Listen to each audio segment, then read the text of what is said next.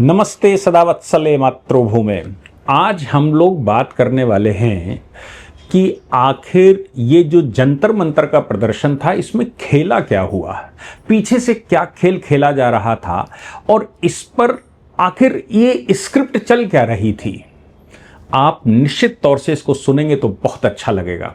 कहानी सुबह सुबह की है और बात तो बिल्कुल सीधी है। क्या आपको लगता है कि 21 जुलाई को दिल्ली की सड़कों पर जो कुछ हुआ वो सिर्फ छात्रों का गुस्सा था? गलत। यह छात्रों के आक्रोश की आड़ में खेला गया अब तक का सबसे बड़ा पॉलिटिकल सस्पेंस था, जिसको डिकोड कर रहे हैं हम। जहां हर एक नेता, हर एक पार्टी और हर नया चेहरा एक दूसरे को पीठ पर छुरा छोपने के लिए तैयार बैठा हुआ है, खासतौर से विपक्ष में। वहां एक नई कहानी शुरू होती है। एक व्यक्ति लद्दाख से जंतर मंतर तक आता है। कैसे आता है? क्योंकि सोनम वांगचुक अचानक नीट के पेपर लीक और छात्र आंदोलन के केंद्र में आ कैसे गए? वो तो लद्दाख में काम करते थे। पहला बड़ा झटका, जांच एजेंसियों के पास सोनम वांगचुक और उनके संगठन के एफसीआरए फॉरेन फंडिंग उल्लंघनों की फाइल खुल चुकी थी। आज से नहीं, ये तो कांग्रेस के टाइम से खुली थी। 2014 के बाद नहीं, 2014 से पहले खुली हुई थी, जिसमें ऑलरेडी गृह मंत्रालय उनसे सवाल कर रहा था। बस सोनम वांगचुक की दिक्कतें तब खड़ी हुई जब अमित शाह जी ने कड़ाई से एफसीआरए कानून लागू करने शुरू किए। और जब कड़ाई से एफसीआरए लागू शुरू हुए, देश विरोधी शक्तियों पर नकेल कसना शुरू हुआ, तो सोनम वांगचुक की घेराबंदी होना स्वाभाविक था।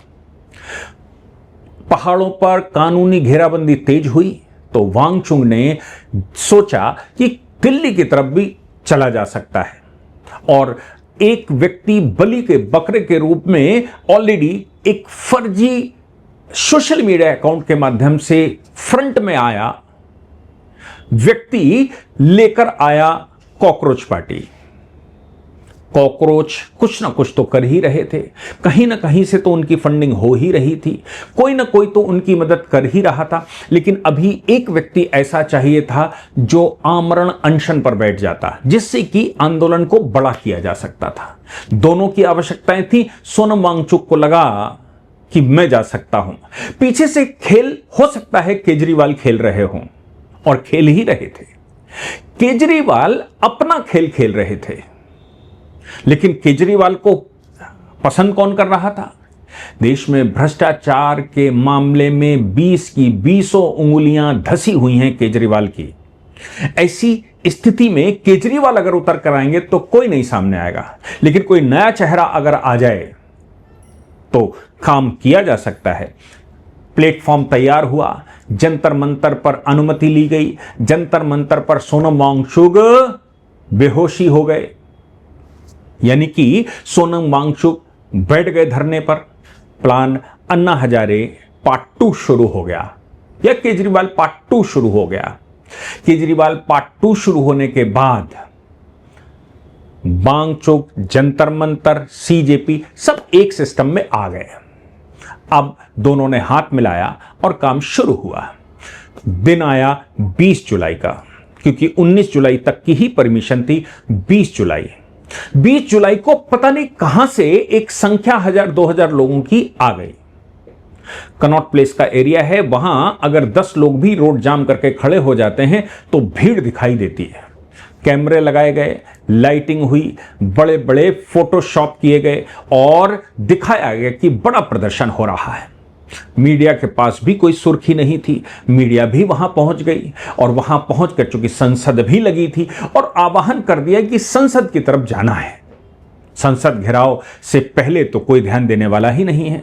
संसद घेराव दिल्ली, पुरानी दिल्ली से एक बड़ी संख्या, संभवतः वो मुसलमान थे, वो लड़के टूल किट से आए हों, पैसे देकर लेकर आए हों, जो भी हुआ, लेकिन एक संख्या पुरानी दिल्ली की भी इकट्ठी हो गई।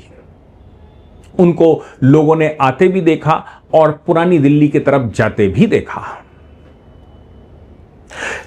इस पूरी परिस्थिति में अभी मीडिया की कवरेज हो ही रही थी तो पता लगा कि छात्र पहुंच गए संसद पर, तो स्वाभाविक है कि उनको हटाया जाएगा। उनको हटाने में कुछ के चोट लगेगी। चूंकि परमिशन थी नहीं तो मंच उखाड़ा गया। जो लोग वहां गए थे वो हाथापाई करना शुरू कर दिया। रातों रात दोबारा मंच सजाया गया। 20 तारीख को सारा खेल खत्म हो चुका था, मीडिया की कवरेज हो चुकी थी।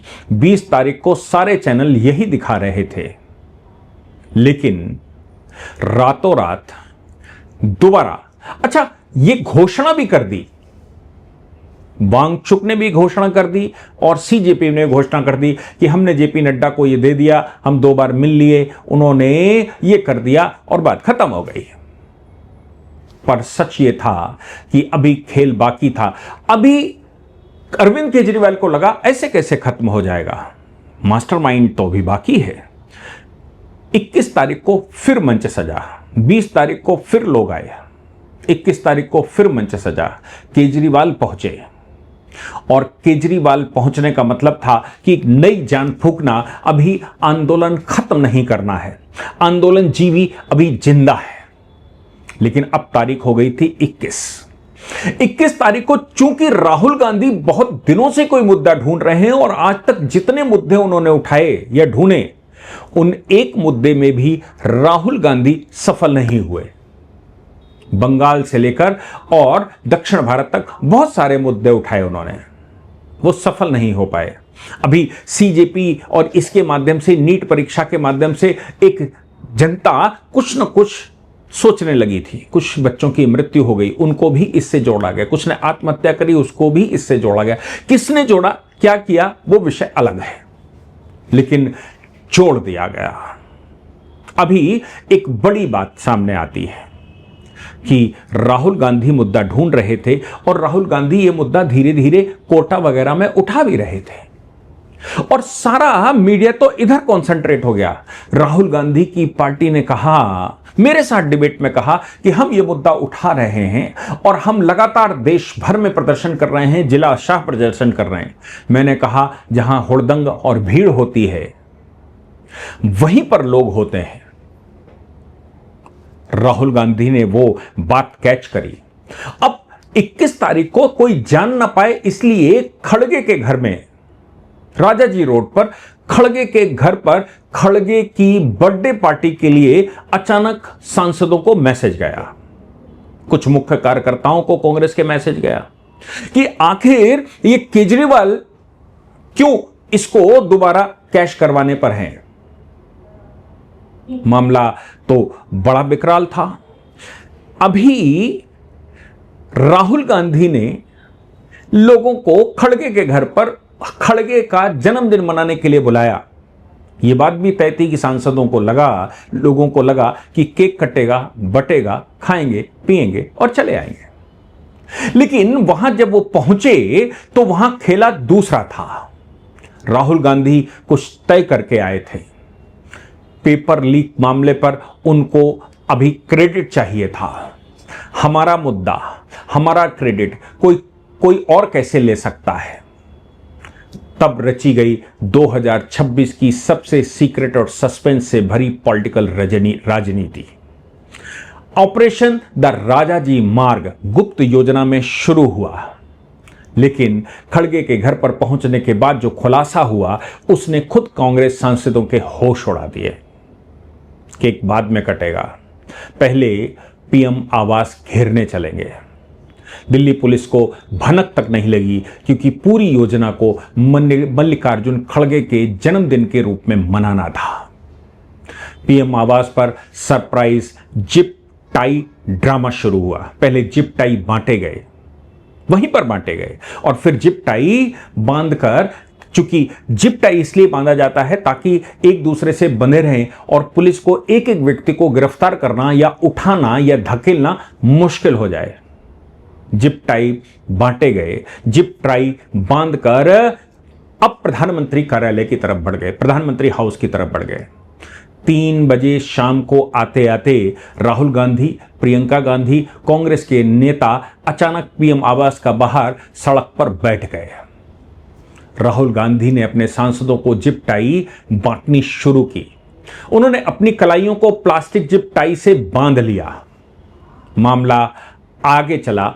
पलक झपकते ही पूरे देश का मीडिया जंतर मंतर से हटकर पहुंच गया पीएम आवास। सीजेपी और बांगचुंग का आंदोलन 5 मिनट में टीवी स्क्रीन से साफ हो गया। अभी उत्तर प्रदेश का चुनाव है और अखिलेश और कांग्रेस साथ साथ मिलने को तैयार हैं, तो राहुल गांधी अकेले क्यों करें? और उत्तर प्रदेश से रिपोर्टें उनको बड़ी अच्छी अच्छी मिल रही हैं कि भाई परिवर्तन हो सकता है। ऐसा मीडिया का प्रोपेगेंडा भी चल रहा है।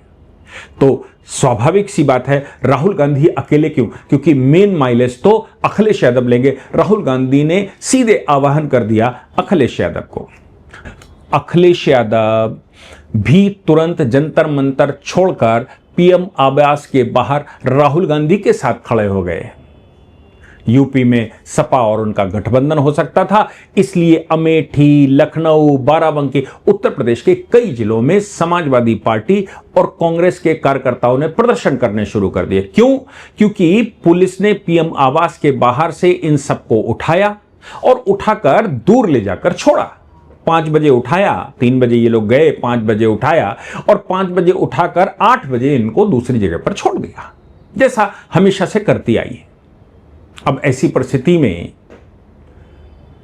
जब मीडिया सारी राहुल गांधी पर शिफ्ट हो गई और पूरा 21 तारीख का पूरा दिन ही निकल गया, केजरीवाल को किसी ने सुना ही नहीं और सीजेपी और वांगचुक सब टीवी स्क्रीन से गायब, तो जवाब आना स्वाभाविक था। संजय सिंह का आह्वान आया। ये कुछ नहीं है, प्रधानमंत्री और कांग्रेस का मिला हुआ ड्रामा है, ताकि सीजेपी, आम आदमी पार्टी को ये सिस्टम से बाहर कर सकें, क्योंकि ये खेल किसी काम के लिए हो ही नहीं रहता। मीडिया कवरेज और किसी तरह से माइलेज। ये न तो छात्रों के लिए आंदोलन है, ना ही छात्रों की भलाई, क्योंकि आंदोलन का तो उद्देश्य ही खत्म हो चुका है। जब आप नीट परीक्षा की बात करवा रहे हैं, सरकार ने पिछली बार कैंसिल करके दोबारा करवाई, सेना के हवाई जहाज लगाए गए और कोई वायलेशन का अभी तक एविडेंस नहीं आया। तो फिर इस मुद्दे का मतलब क्या है? लेकिन धर्मेंद्र प्रधान का इस्तीफा इसलिए चाहिए क्योंकि वो यूनिवर्सिटी यूजीसी में इंडियन नॉलेज सिस्टम इंट्रोड्यूस कर रहे हैं। इंडियन नॉलेज सिस्टम अगर पूरे देश में पढ़ाया जाएगा तो फिर कम्युनिस्टों का, कांग्रेस का, समाजवादी पार्टी का तो खेल ही खत्म हो जाएगा। 80% भारत की जनता एक साथ खड़े होकर भारत भारत करेगी, तो फिर इस्लाम इस्लाम कौन कहेगा? अल्लाह अल्लाह कौन कहेगा? सेकुलर सेकुलर कौन कहेगा? जब भारत अपने पूर्वजों की विरासत को समझेगा तो यूथ को समझ आएगा कि उसके देश के साथ पिछले 100 वर्षों से, पिछले 1000 वर्षों से क्या खेला चल रहा है और आजादी के बाद भी क्या खेला चल रहा है, ये सब उसको समझ आएगा। इसलिए स्वाभाविक है कि इंडियन नॉलेज सिस्टम को नहीं पढ़ने देना। सिलेबस बदल रहा है, भारत की ओरिजिनल हिस्ट्री को लिखा जा रहा है, भारत के इतिहास को, विज्ञान के इतिहास को विज्ञान की किताब में लिखा जा रहा है और भारत के भूगोल को सत्यता में बताया जा रहा है। भारत के पूर्वजों को पढ़ाने की व्यवस्था हो रही है, इसलिए धर्मेंद्र प्रधान टारगेट है। पर धर्मेंद्र प्रधान टारगेट तो सबके हैं, तो सब एक सुर में ड्रामा माइलेज के लिए कोई करे, सबको धर्मेंद्र प्रधान का इस्तीफा चाहिए। प्रधानमंत्री कार्यालय के बाहर भी इस्तीफा प्रधानमंत्री का नहीं चाहिए, धर्मेंद्र प्रधान का चाहिए। समाजवादी पार्टी को धर्मेंद्र प्रधान चाहिए, वांगचुक को धर्मेंद्र प्रधान चाहिए, केजरीवाल को धर्मेंद्र प्रधान चाहिए, क्योंकि कुछ समय के लिए ही नहीं सही लेकिन रोका तो जाए। ऐसा ही कुछ स्मृति ईरानी कर रही थी, उनके साथ भी ऐसा ही हुआ था और अभी धर्मेंद्र प्रधान टारगेट पर है। तो मुद्दा तो खत्म हो चुका, लेकिन असली मुद्दा तो कुछ और है। इसलिए संजय सिंह को आरोप लगाना पड़ा कि राहुल गांधी को पीएम आवास के बाहर बैठने की इजाजत खुद मोदी सरकार ने दी ताकि सीजेपी का प्रदर्शन दब जाए, खत्म हो जाए। हालांकि सरकार की तरफ से एक मंत्री गए, एक सचिव गए, लेकिन किसी को समझ आने वाला नहीं था। सरकार ने यह भी कहा, हम इस विषय पर चर्चा करने को तैयार हैं, हम इस विषय पर संसद में चर्चा करने को तैयार हैं। लेकिन किसी को संसद की चर्चा नहीं चाहिए, वांगचुक की भीड़ चाहिए, सीजेपी की भीड़ चाहिए। ये उन लोगों को चाहिए जो देश के प्रति पहले भी खड़े हो चुके हैं, चाहे वो किसी आंदोलन के नाम से खड़े हुए हों, चाहे सीएए के नाम से खड़े हों, तथाकथित किसान आंदोलन के नाम से खड़े हुए हों, या फिर किसी और नाम से खड़े हुए, वो फिर एक मंच पर आ जाएं और देश को डिस्टर्ब कर सकें। उतनी संख्या चाहिए। वो संख्या की तैयारी हो चुकी थी, इसलिए ये सारा खेल चला गया। सवाल यह है कि वांगचुक को एफसीआरए जांच से बचना है, सीजेपी को अपना राजनीतिक जनाधार बचाना है, आम आदमी पार्टी शरद पवार को जंतर मंतर पर कब्जा करना था, राहुल गांधी अखिलेश यादव को मीडिया की हेडलाइन बनना था, 2026 का मुख्य विपक्षी क्रेडिट चुराना था, उत्तर प्रदेश के चुनाव की तैयारी करनी थी। सरकार को इन सब के आपस में भिड़ने का इंतजार था कि कितना सरकार पेशेंस रखे कि ये आपस में क्रेडिट के चक्कर में आ जाएं और देश को पता लग जाए। और हुआ भी कुछ ऐसा ही। इस पूरे खेल में नीट के छात्रों का दर्द कहां गया पता नहीं, और नीट के छात्र तो थे ही नहीं उसमें, क्योंकि नीट के छात्र का मतलब है 15-16 साल का बच्चा, 18 साल का बच्चा। यहां पूरे प्रदर्शन में देखेंगे आपको मूंछ, जिनकी मूंछ अभी निकली ना हो या निकल रही हो, ऐसे बच्चे आपको मिलेंगे नहीं। ये पूरा प्रोपेगेंडा ही नीट के छात्रों का नहीं था, ये पूरा प्रोपेगेंडा उस अपोजिशन का था जो छात्र आंदोलन के नाम से भारत में जिंजी करके पूरे सिस्टम को भंग करना चाहता है। इसीलिए वांगचुक कहता है दूसरी आजादी का समय है। इसलिए राहुल गांधी तो बहुत दिनों से प्रयास कर रहे हैं, भारत तो राज्यों का समूह है, भारत कोई देश नहीं है, ये राहुल गांधी कह रहे थे। Rahul Gandhi OBC, SC, ST उस टॉप टीम में ढूंढ रहे थे जो योग्य लोगों की टीम होती है, जो देश चलाते हैं। टैलेंट को रोक रहे थे। वो सब कुछ प्रयास राहुल गांधी ने कर लिए, पर यह अवसर उनको लगा कि हाथ से जाने नहीं देंगे, माइलेज हमको ही मिलना चाहिए। सबने खेल खेला। मैं आपसे पूछना चाहता हूं, आपको क्या लगता है किस नेता ने सबसे बड़ा गेम खेला? हमें कमेंट में लिखकर जरूर बताइएगा। और आपको लगता है तो सब्सक्रिप्शन का बटन भी आपके लिए अच्छा रहेगा, लाइक तो कर ही देंगे। जय हिंद, जय भारत, वंदे मातरम।